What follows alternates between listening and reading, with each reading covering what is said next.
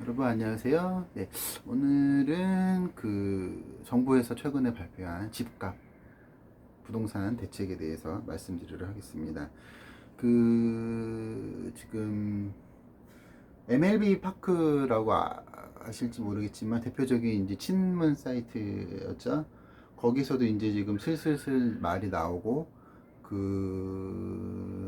여러 가지 이제 그 친문 사이트가 있습니다. 지금 거기서 많이 좀 돌아서는 움직임이 나오고 있고, 사실상 중도층에서는 이제 거의 이제 지지가 끝났다라고 보면 되는데, 아마 그래도 여론조사에서는 높게 나올 겁니다. 그리고 대표적인 또 이제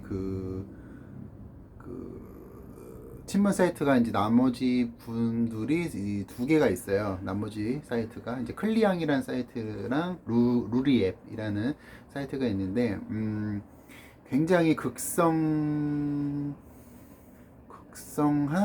굳이 이제 표현을 해보자면은 이제 좌측에 계신 그 이용자들이 거기를 장악하고 있는데, 여기 두 개만 빼놓고 그리고 이제 거의 다 이제 돌아서는 분위기입니다. 그리고 대표적인 친문 사이트였던 오늘의 유명 같은 경우에는 이미 거의 그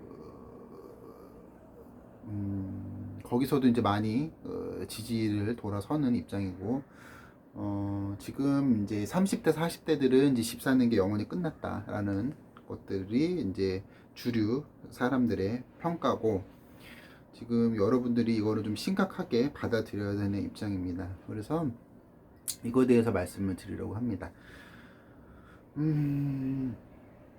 일단은 요 정권이 바뀌기 전에 제가 그 박근혜 정권 때 제가 손님들에게 집을 다 사라고 얘기했거든요. 근데 그때 이제 집을 사신 분들은 대부분 이제 승리의 세레모니를 이렇게 쾌제를 불렀고, 지금 저는 서울 집값이 떨어질 거냐 하는 부분에서는 저는 유보적입니다. 회의적입니다. 서울 집값은 유지되거나 오른다라는 것이 지금도 저의 견해고, 왜냐면 그 1차적으로 아직 중국이 이 대한민국과 서울에 대한 투자가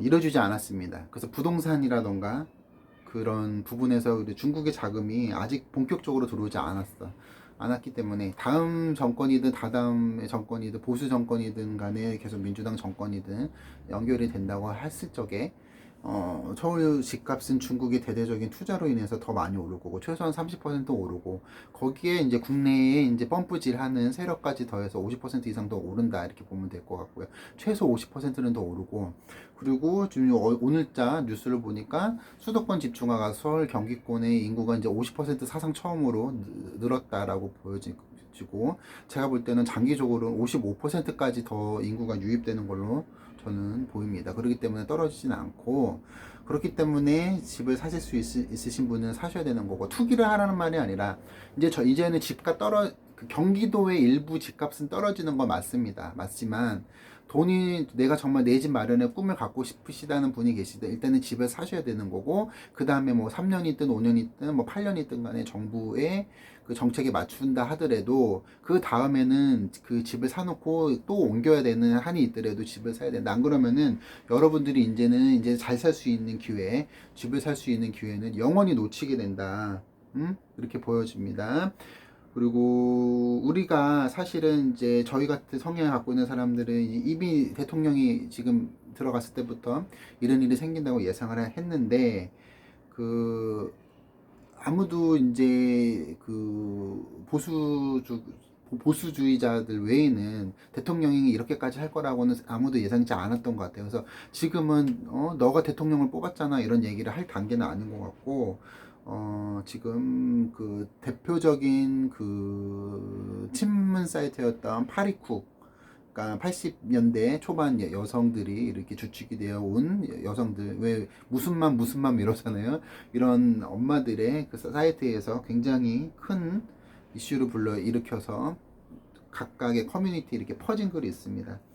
자, 이렇게 보여주면은 정부가 집값을 안 잡는 이유에 대해서 말을 합니다. 그래서 공급 확대를 왜 안 하냐?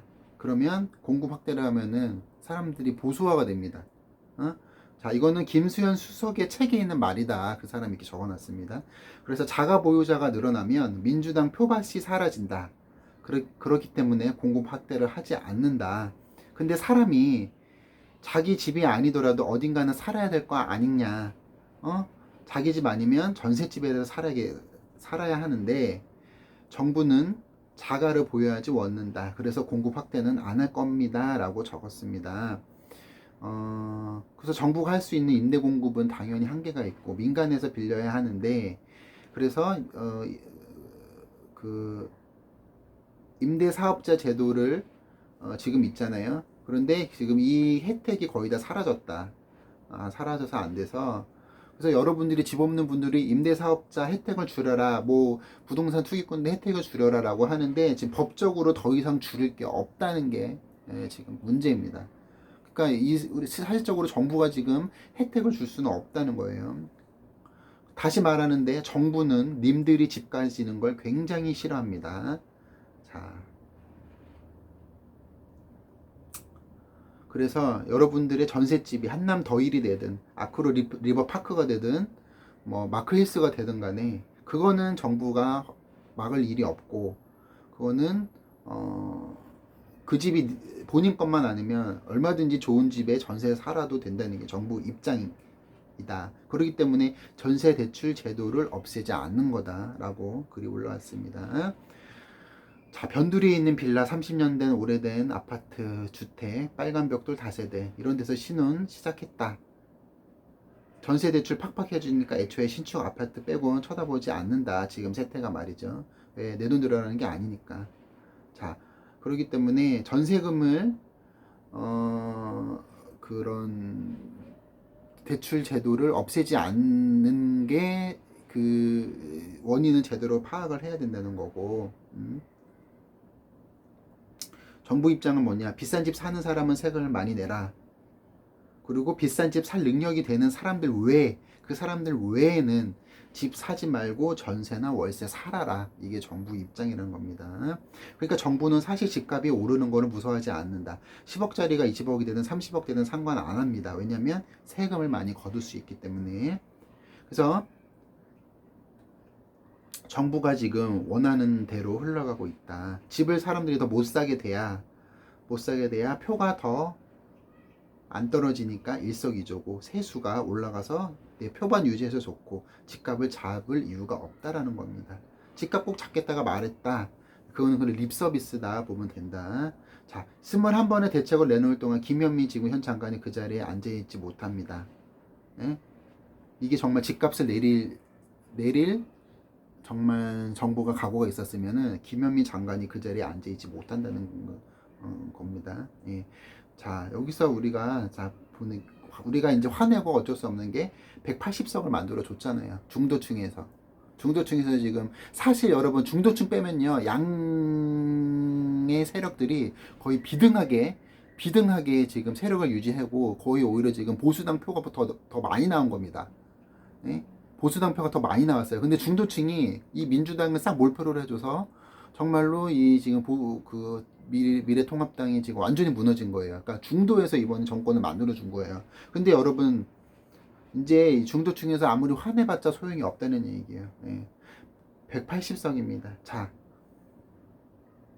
정부가 여러분 이 정부의 의도를 잘 아셔야 되는 거고 정부가 관심이 있는 거는 집 살 희망도 없고 먹고 살기 자체가 힘든 당장에 몇 푼의 지원금이 절실한 그런 계층의 표가 필요한 거지 10억에 전세 들어가고 20억에 전세 들어가고 혹은 5억 이상의 전세 들어갈 그런 사람들은 정부의 관심사항이 아니다.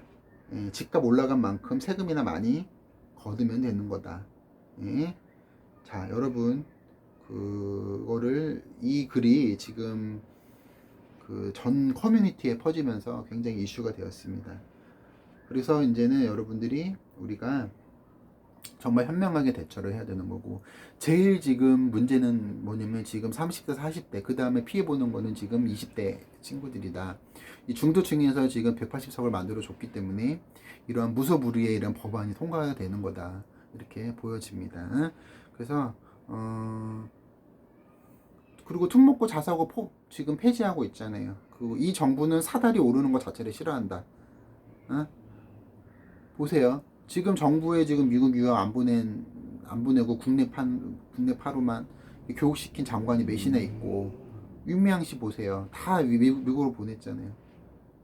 그러니까 개천에서 욕 나오는 거는 이미 끝났고, 여러분들이 그다음에 이제 그 여유가 있으신 분들은 제가 말씀드렸지만 점사 올 때도 제가 말씀드립니다. 기다리셔야 됩니다. 이제 앞으로 매물이 엄청 쏟아지는데 마지막으로 여러분들이 이 사다리를 타고 올라갈 기회가 한 번은 있습니다. 앞으로 5년 안짝으로, 짧으면 3년이거든요. 3년에서 5년 새에 여러분들이 이 사다리를 타고 올라갈 기회가 마지막에 있습니다. 여러분들 이 마지막 기회를 잡으셔야 되는 거고, 그거를 또 상담하셔도 좋습니다. 저에게 오셔서. 그러니까 저도 이 마지막 사다리를 탈 준비를 하고 있습니다. 여러분 잘 사셔야 돼요. 그러니까 남을 짓밟고 그 대깨문들이 얘기하는 남을 짓밟고 잘 살아라는 게 아니라, 최소한 인간으로 살면 내 가족을 지키고 내 삶을 영위하고 인간답게 노년을 보장할 수 있는 돈을 마련을 해야 돼요. 여러분. 그러니까 그것도 이 지금 그 극성 지지자들은, 민주당 지지자들은 안 된다고 얘기하는 겁니다. 세상에 이런 법은 없죠. 그러니까 여러분들 마지막 이 사다리를 올라탈 수 있는 기회를 꼭 잡으시길 바랍니다.